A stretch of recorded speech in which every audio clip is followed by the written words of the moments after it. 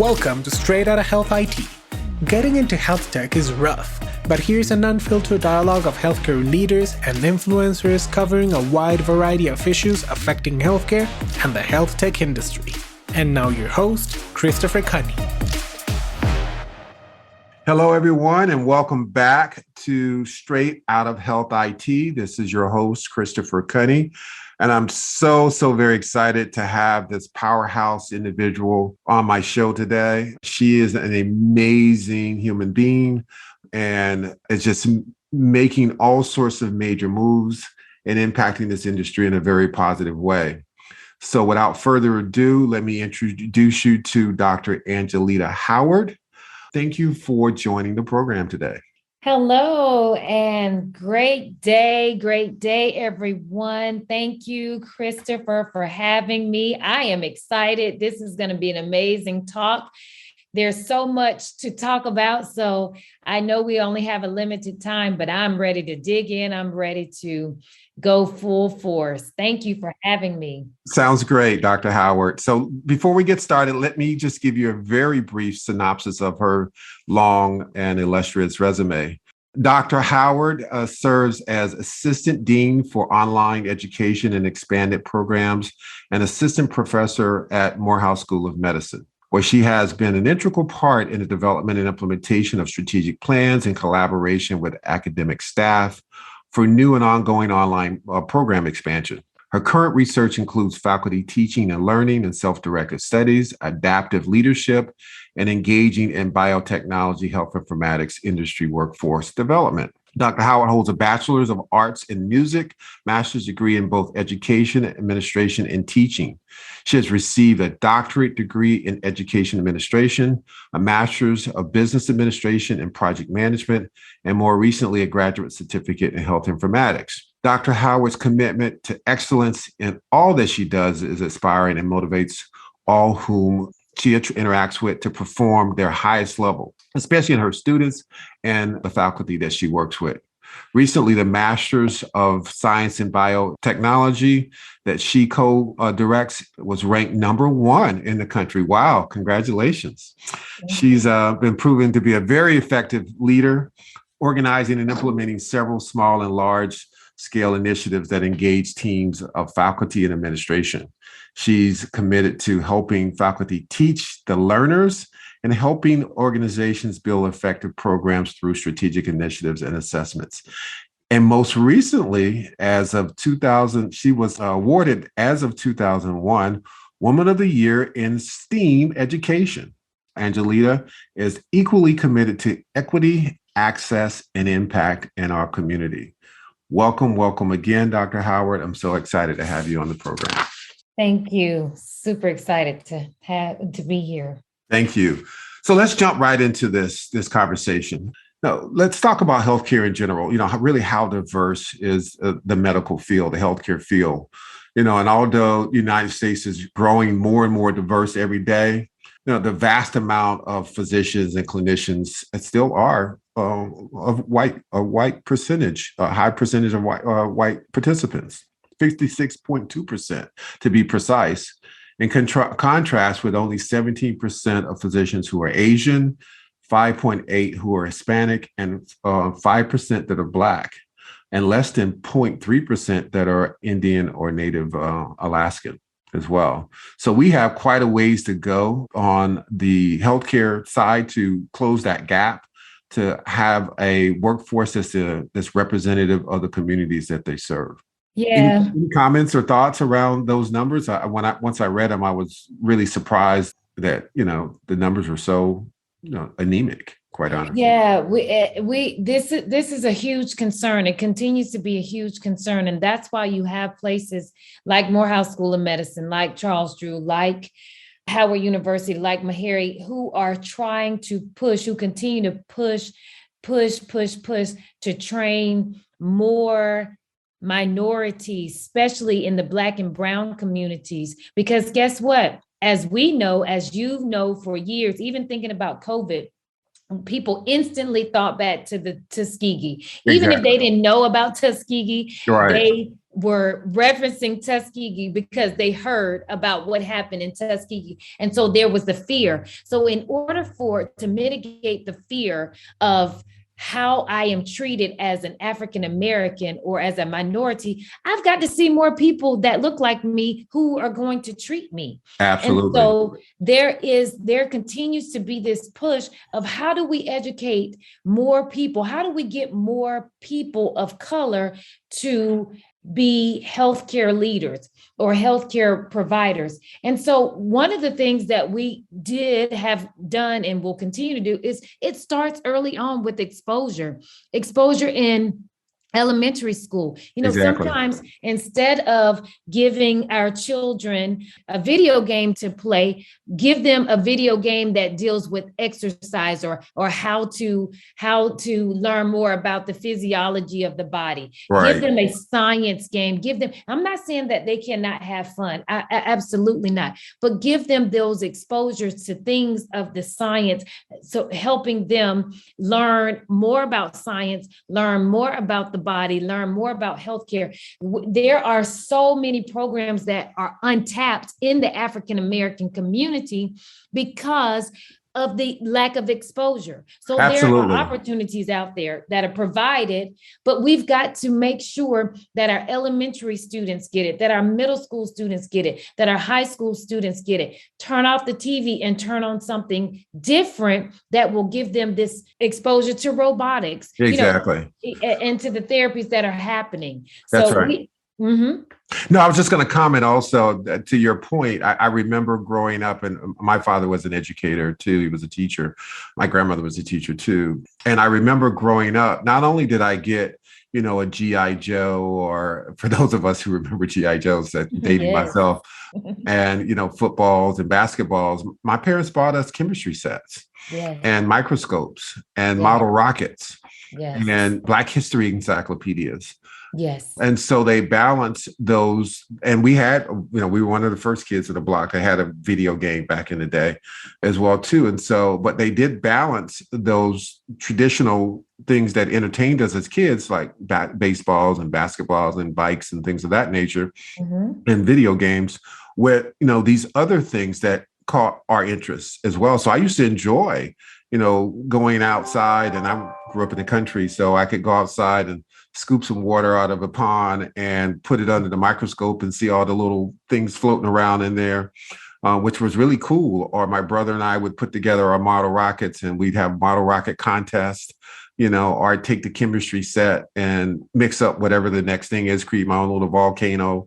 And it really had a huge impact on me because I gained a passion and love for math and science and technology as a result of that, even though I still enjoy riding a bicycle or playing football and doing the other more traditional things as well.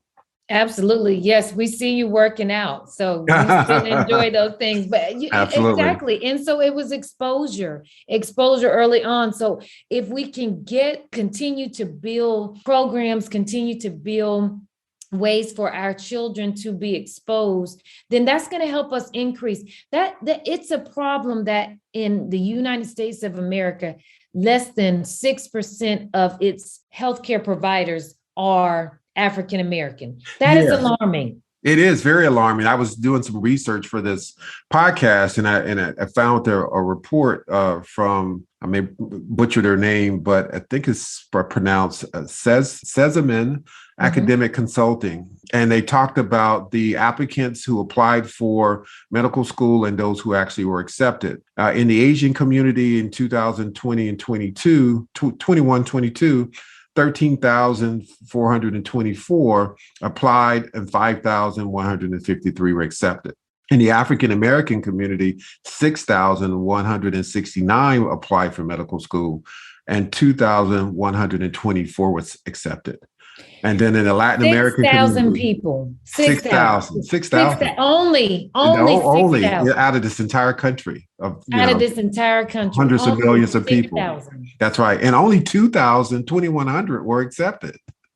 And then in the Hispanic community, it was 4,037 and only 1,500 basically were accepted.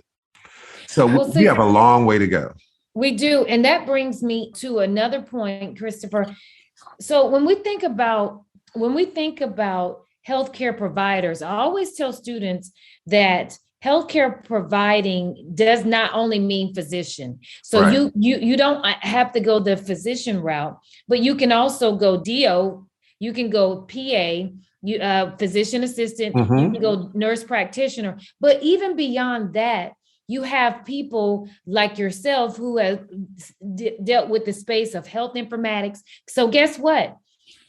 Healthcare providers can't provide health without health informatics. That's correct. They cannot, it'll be, let me say this, allow me to say that it will not be as efficient. Absolutely. So you may be able to take a blood pressure, but if you don't have the technology, or if you don't have those things that are coupled with it, then the level of care will not be as great. So you have to have people who are in health informatics. You have to have people who are in biotechnology, who can study pharmacy and know the drugs and build those molecules and everything in order for there to be drug discovery. So healthcare at large itself still very highly underrepresented, because in health information alone, as well as biotech, you have less than 12% of African Americans in those fields. And then what's even more so alarming is less than 3% in those fields sit on some type of board. Right. Oh, absolutely. Yeah. And so there are huge gaps, there are huge disparities. And this is why the underserved continue to struggle in ways. Yes, we've gotten better, but I'm tired of hearing the first Black this, or the first Black that, or the first woman of this, or the first. I applaud it. Yes, I'm excited. I'm happy because I am double minority, Black, and then a Black female. Right. So, but I applaud all of the first. I love being, a part of the first, or celebrating the first, but we've got to move beyond being the first. I completely agree. I wanted to go back and touch on something you said about technology and healthcare now. One of the terms I use is healthcare, or technology is the next utility.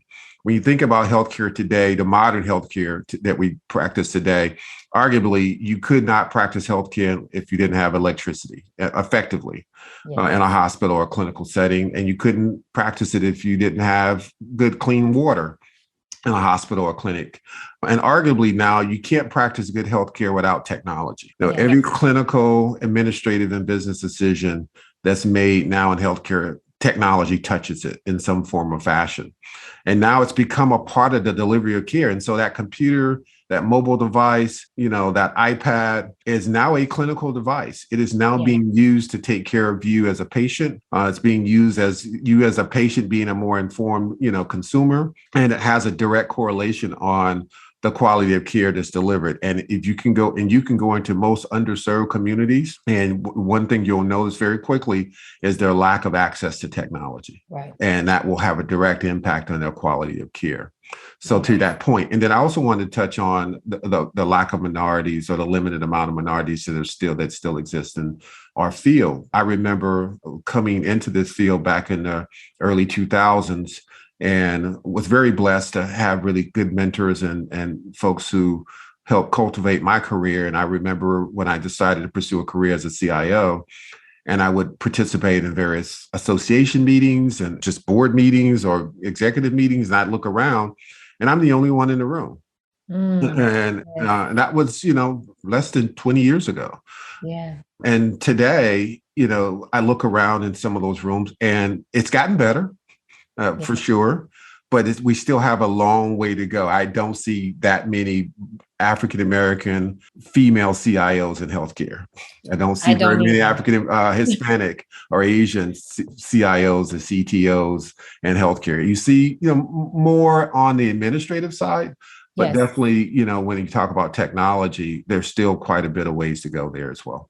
Absolutely. Absolutely. And so again, one of the things that we at Morehouse School of Medicine continues to do in that space, or has started to doing, is we built Bridge Pipeline. We have a Master of Science in Health Informatics, a Master of Science in Biotechnology, these areas, but we have a bridge program, a pipeline program that introduces, I talked earlier as we were talking about how do we expose? Well, it introduces people, especially minorities, to these specialized fields, to health informatics, to biotechnology, so that they understand there's a pathway, a pipeline to get to these industries and to work in these fields. And so we've done this with the help, people like yourself, with the help of HIMSS and other organizations who know that there are disparities and diversity gaps. And so they've supported the work. You all continue to support the work. And how do we expose more minorities to these fields so that we can increase that population? We've got to, these are ways that we continue. If we don't,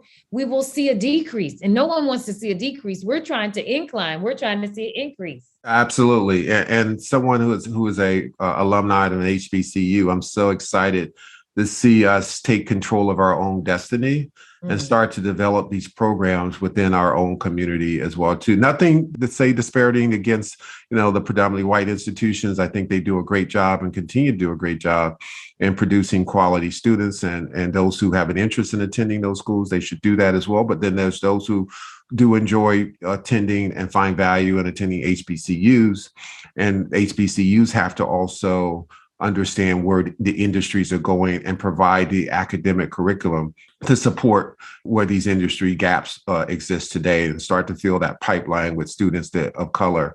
And quite honestly, white students who may want to go to a HBCU and get that experience as well. You have an option to get a quality education there in these fields of study also. And so I'm excited and very biased about the program at Morehouse too, because obviously I serve as an advisor to that program and also one of your adjunct instructors for the pipeline program. And it's so amazing to see and talk to the students afterwards. I've had some reach out to me on LinkedIn or even attending HIMSS events as well, too, because I think those are equally important as just getting the academic side of it. You got to network, you've got to align yourself with these associations like HIMSS and others, where you can start to learn more about what's happening in the industry and identify potential opportunities, mentors, and sponsors to support you in your career development.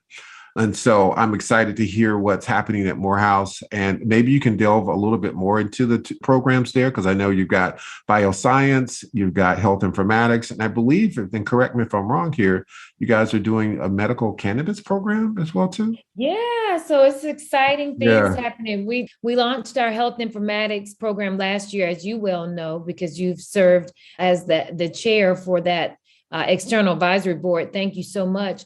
But yes, we have the biotechnology program and we have health informatics, and newly this year coming up, we'll have a concentration in medical cannabis therapeutics. So as some of you may know, or as you continue to follow the country as it relates to medical cannabis therapy, we understand people, the science, the knowledge is growing and gaining in the success for patients, young and older patients, to use medical cannabis for their therapy, for their treatment, as a natural remedy towards healthcare, towards pain and different ailments that are happening. So we are excited about that concentration. And then in January, we will actually have the Master of Science in Medical Cannabis Therapeutics. So it is a great time to be a part of what we're doing at Morehouse School of Medicine. I want to go back to what you said earlier about minority or the majority taking courses, Caucasian taking courses at Morehouse School of Medicine. Absolutely. We certainly welcome it. Just because you are at a HBCU does not mean you have to be a minority or Black and brown or Asian or Indian, African American. We welcome, because we want to make sure that from a health equity standpoint, that you understand health equity and how that plays a role. It's hard for you to live, and for those who live in Atlanta listening to this, it's hard for you to have lived in Buckhead all of your life, and then you have to go down to Thomasville and treat someone. You may not know the experience is going to be different. Exactly. The tone is going to be different. The method in transportation, or how a person, the social determinants of health, is going to be completely different. And so to be exposed to institution that foundation is based upon health equity is what we want to strive to do. We want to train more people, not just of color, but people of different racial backgrounds, so that they too we can treat people no matter what your socioeconomic status is, you will receive the same fair treatment. Exactly. And we know that's not the case. That's true. I mean, there is inherent bias in all fields of endeavor, and healthcare is not exclusive to that at all. And I just also wanted to point out that health disparity is not just a black or white or brown issue. To your point, you pointed out, it could be someone who's come from an urban environment and now practicing healthcare in a rural community. And the differences in communication, the culture, all of that can play into whether or not that patient feels comfortable with their healthcare provider. And so having exposure to that and being sensitive to that is just as equally as important as understanding someone's cultural background or language or religion or even sexual orientation as well, too. I mean, those things now play a major factor in those social determinants of health. Absolutely. So why do you think it's important for HBCUs to take on this mantle and be responsible for creating this pipeline? It is important for HBCUs because we know how to train people. And I'm not saying that and I probably said that wrong and I might be ding. It's not, but it's training our own and being invested in our own in a different manner. Right. The culture, the community that we put around our students, we know what works. We know it. We've tried it. We've made sure that we have we call it the secret sauce to making sure that our students are trained, to making sure that they are.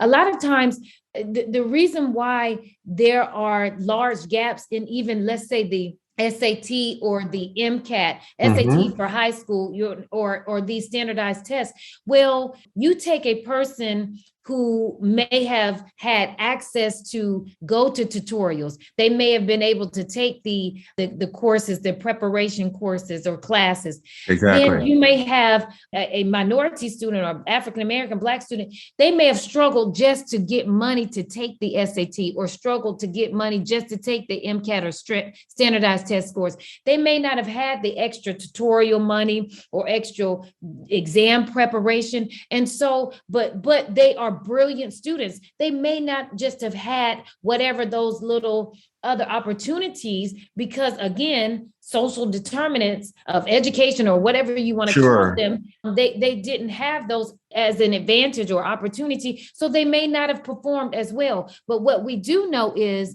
there are other measures outside of those standardized tests that we'll take and say, hey, we know you have all of this other things, all of these other great qualities that you've done. We're going to help you so that we're going to cultivate you. We're going to circle you. We're going to give you the resources so that you can do well. Absolutely. Sometimes when you're in a school of a PWI, primary white institution, and you have 10,000 students, you're not going to get the same type of help. You're not going to get the same type of community around you. If you don't show up for class, you just don't show up for class. Exactly. But if you don't show up for class at Morehouse School of Medicine, I'm coming for you. That's right. I'm going to say, where are you? Why weren't you in class? I haven't seen you in 2 weeks. You haven't submitted work. So there's a difference in there, and people can argue all day long and say education is education. This is true. Education is education. But at the same time, the culture and what the HBCU serves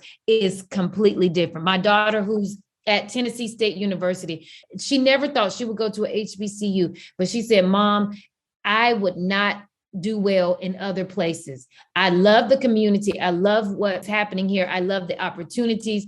I just don't think if I had gone somewhere else, I would have the attention that I needed to be successful in the work that I'm doing.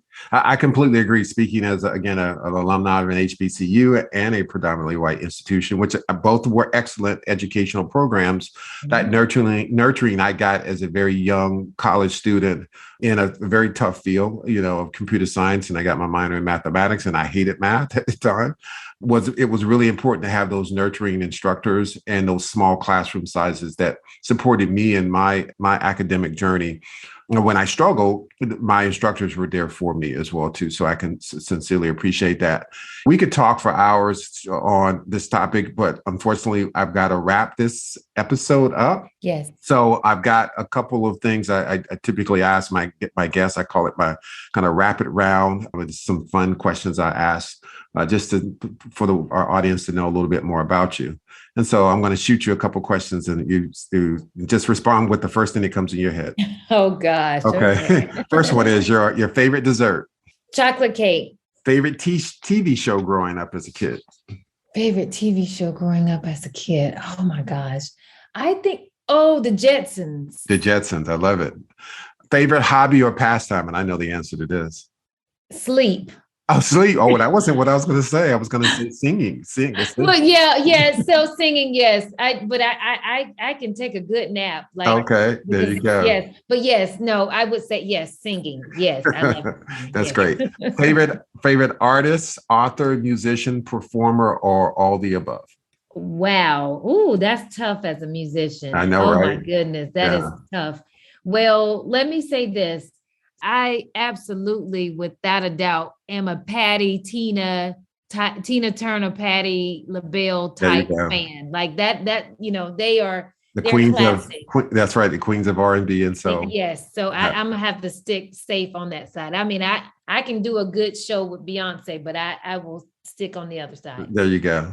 2 things on your bucket list that you completed. 2 things. Wow. 2 things on my this summer pipeline. Mm-hmm. I didn't know it was going to be on my bucket list, but since it has been on my bucket list since I started the work, I absolutely am glad. That and wow. We'll stick with the one. Okay, thank you. Okay, I'll let you off. Getting my daughter to college. Oh, there you go. I know, right? Yes. I know that's been on my bucket list, and now I'm trying to get him out of school. Yes, yes. What's still on your bucket list? One thing. What's the marriage? Okay, marriage, absolutely.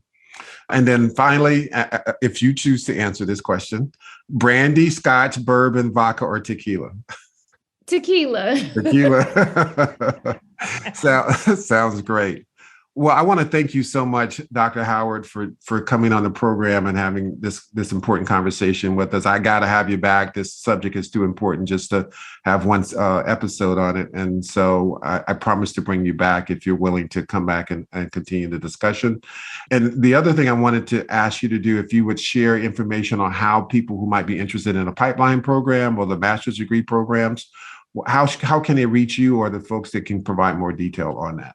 Yeah, I would just say go to our website, www.msm.edu/online. You can learn about all of our online programs there, www.msm.edu/online. You'll learn about all of our online programs, all of our offerings. You'll be able to get in touch with anybody on our team, including me. This has been amazing, Christopher. Thank you for the invitation. No, thank you so much. I can't believe our time is up. I know it passed so quickly. Thank you again so much for being a part of the program. It's an honor to work closely with you and the Morehouse team on what we're doing. And I look forward to continuing to be a supporter of this and future activities that you are involved in as well. Thank you, everyone, for taking time out your busy schedule to spend a little time with us as well. I appreciate your continued support. As I've stated before, your comments and feedback are always welcomed.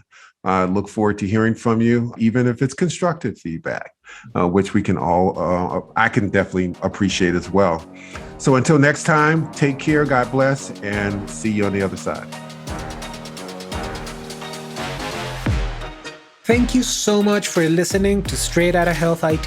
We hope you enjoyed today's guest. For more unfiltered dialogue of healthcare leaders and influencers, be sure to tune in next week. For the show notes, transcripts, and resources, please visit Apple Podcasts, Spotify, or your favorite streaming platform.